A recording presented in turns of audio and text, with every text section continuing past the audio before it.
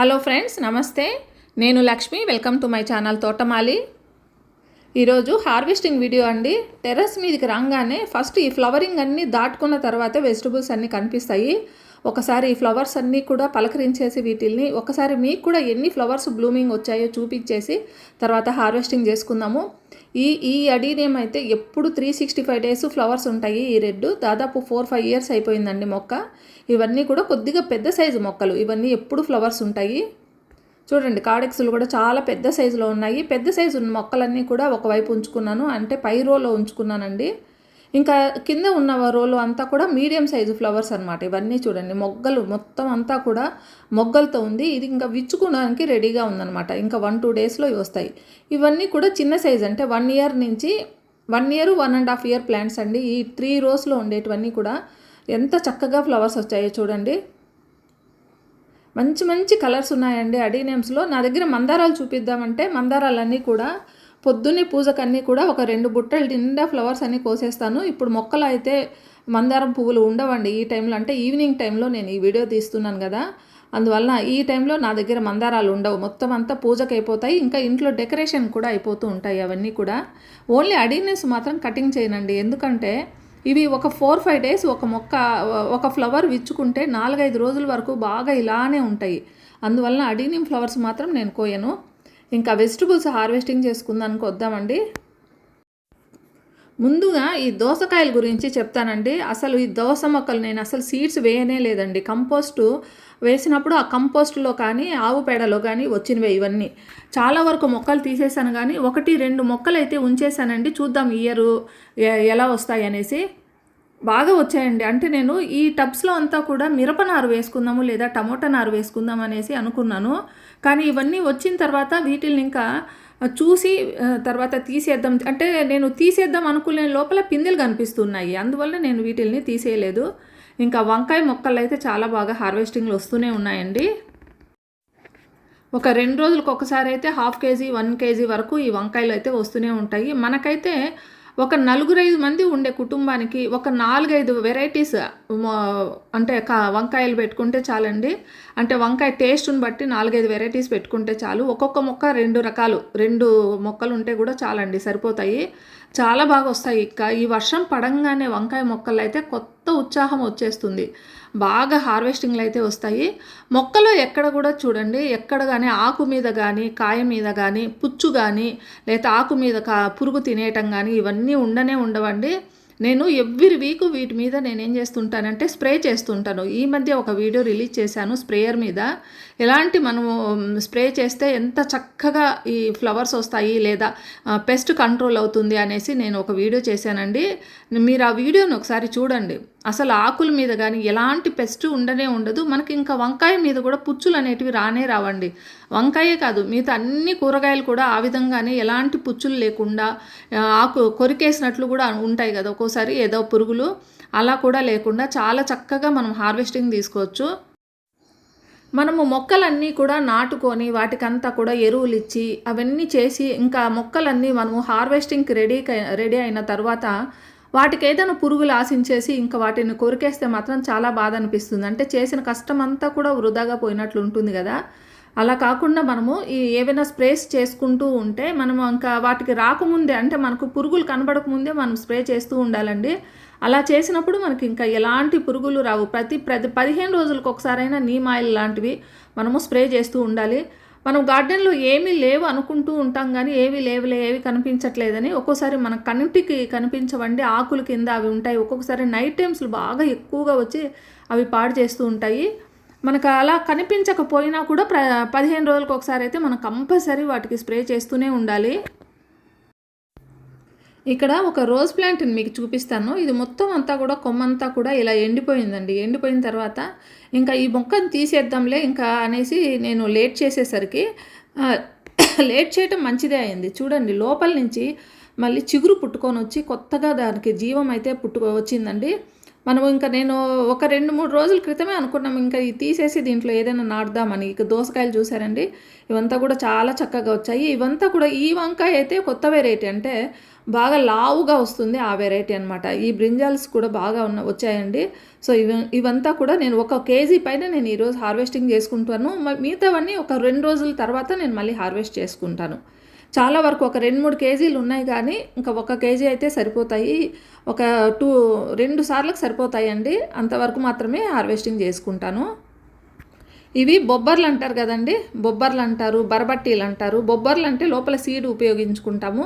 బరబట్టీలు అంటే మనం కాయను అట్లనే ఇంకా చిన్న చిన్న ముక్కలు చేసేసుకొని వేపేసుకోవటం అనమాట. చాలా బాగుంటాయి ఇవి కూడా చాలా బాగా వస్తాయండి. ఈ బరబట్టీలకు మాత్రం సీజన్ అంటూ లేదండి. అన్ని సీజన్లో అయితే నా గార్డెన్లో వస్తూనే ఉన్నాయి. మునగ చెట్టు అయితే పూత మీద ఉందండి, మంచి పూత మీద ఉంది. ఇది చాలా చక్కగా అంటే 2 మొక్కలు పూత మీద ఉన్నాయి, 2 అయితే హార్వెస్టింగ్ రెడీగా ఉన్నాయి. ఈ మొక్కలు కూడా మనం ఆ విధంగా ప్లాన్ చేసుకోవాలండి. మునగ మొక్కలు మామూలుగా సమ్మర్లో ఎక్కువగా ఫ్లవరింగ్ వస్తాయి. మనకు హార్వెస్టింగ్లు కూడా సమ్మర్లో వస్తాయి కదా. మనము సమ్మర్లో హార్వెస్టింగ్ చేసుకున్నాక ఇంకో 2 మొక్కలు ట్రిమ్ చేసేసుకుంటే మనకి ఈ టైంలో మంచి హార్వెస్టింగ్లు వస్తాయి. ఇంకా కాకరకాయ, తెల్ల కాకరకాయ అండి. ఇవి రుచి మాత్రం చాలా బ్రహ్మాండంగా ఉంటుంది. తెల్ల కాకరకాయ కొద్దిగా బెల్లం వేసి వండితే మాత్రం బాగుంటుంది. ఇవి కూడా ఈ సీజన్లో బాగా వస్తాయండి. వర్షం పడంగానే అన్నీ పుంజుకుంటాయి అన్నమాట. ఈరోజు కాకరకాయలు కూడా దాదాపు 1/2 కేజీ పైన హార్వెస్టింగ్ చేసుకుంటున్నాను. ఇంకా చూడండి, లేవు అనుకుంటూనే ఉంటాం కానీ ఎక్కడైనా అక్కడక్కడ ఏదో ఒకటి ఒక్కొక్క చోట మిస్ అవుతూనే ఉంటాము. 1/2 కేజీ అనుకున్నాను కానీ ఇవి 1 కేజీ దాకా ఉన్నాయండి ఈ తెల్ల కాకరకాయలు. మళ్ళీ సీడ్స్ కూడా వేశాను. ఇవన్నీ కూడా ఒక చెట్టు కాయలే అనమాట.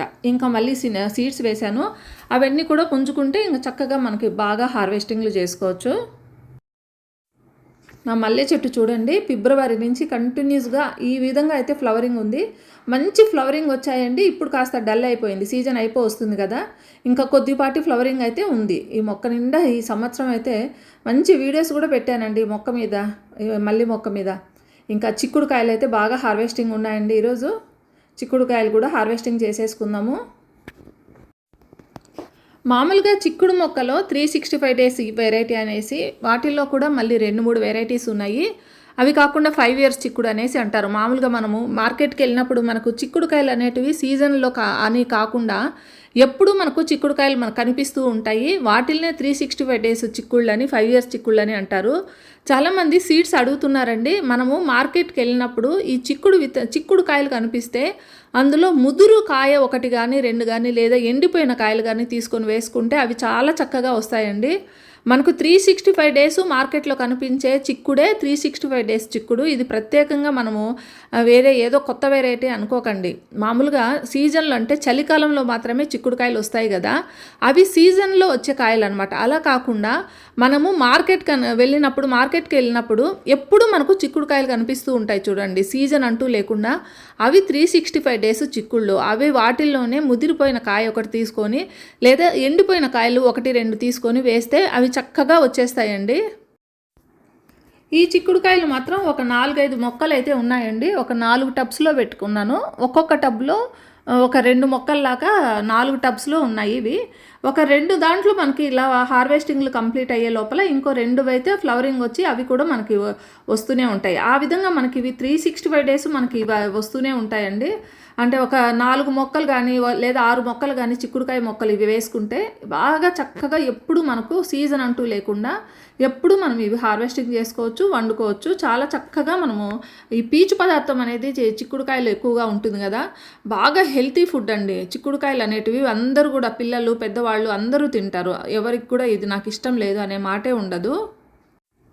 ఈ మొక్కలన్నీ కూడా చూడండి, చిన్న కూలర్ టబ్బు కింద పార్ట్ ఉంటుంది కదా, వాటర్ పోసుకుంటామే ఆ పార్ట్ ఎంత ఉంటుంది మహా అంటే 5 ఇంచెస్ లేదా 6 ఇంచెస్ ఉంటుంది. వాటిల్లో 4 వైపులా ఈ చాక్లెట్ డబ్బాలు లాంటివి పెట్టేసుకొని వాటికి కింద హోల్ పెట్టి వాటిల్లో పెట్టుకున్న మొక్కలండి. చూడండి ఎంత చక్కగా మనం హార్వెస్టింగ్ తీసుకుంటామో. మనకు పెద్ద పెద్ద కంటైనర్స్ కావాలి అనే ప్రసక్తే లేదండి. మనం కంటైనర్స్ కంటే కూలర్ టబ్స్ అయితే ఎక్కువ సంవత్సరాలు వస్తుంది. ఈ ఎండకు వేడికి తట్టుకుంటాయండి. 4-5 ఇయర్స్ నుంచి కూడా నాకు వీటిల్లోనే నేను ఇవన్నీ కూడా హార్వెస్టింగ్ చేసుకుంటున్నాను. చూడండి కుచ్చులు హార్వెస్టింగ్ చేసుకుంటున్నాను. ఈరోజు చిక్కుడుకాయలు 1 కేజీ వరకు చిక్కుడుకాయలు హార్వెస్టింగ్ చేశానండి. ఒక జామకాయ కూడా హార్వెస్టింగ్ చేశాను. వంకాయలు, ఇంకా బరబట్టీలు, మునక్కాడ, కాకరకాయ ఇవన్నీ కూడా హార్వెస్టింగ్ చేసుకున్నాను. ఇంకా పాలకూర, చుక్కకూర, తోటకూర ఇవన్నీ కూడా ఈ సీజన్లో బాగా విత్తనాలు వేసుకోవచ్చండి. అన్ని రకాలైన ఆకుకూరలు ఇప్పుడు పండించుకోవడానికి మంచి సీజను ప్లస్ ఈ అవకాశం కూడా ఉంటుందన్నమాట. ఈ టైంలో మంచిగా హార్వెస్టింగ్లు చేసుకోవచ్చు. సమ్మర్లో మనకి ఆ వేడికి తట్టుకొని నిలబడగలవా ఈ ఆకుకూరలు అనేది డౌట్ వస్తుంది కదా. ఇప్పుడైతే మనకి ఇంకా డౌటే ఉండదు, అవసరం లేదండి. బాగా చక్కగా మనం ఆకుకూరలన్నీ కూడా విత్తనాలు వేసుకోవచ్చు. ఇంకా జామకాయ చిన్న మొక్కనండి, ఇది ఒక 50 రూపీస్ టబ్లో పెట్టాను. దీన్ని ట్రాన్స్ప్లాంట్ చేసుకోవాలి పెద్ద దాంట్లో.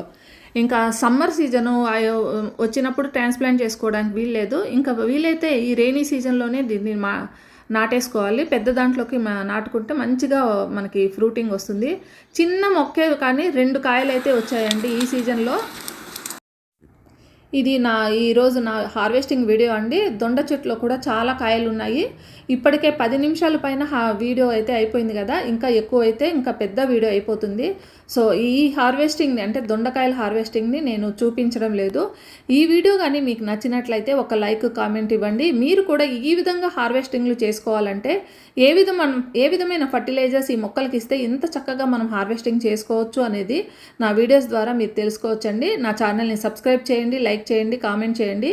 మళ్ళీ మరో మంచి వీడియోతో మీ ముందుకు వస్తాను. అంతవరకు హ్యాపీ గార్డెనింగ్. Bye bye.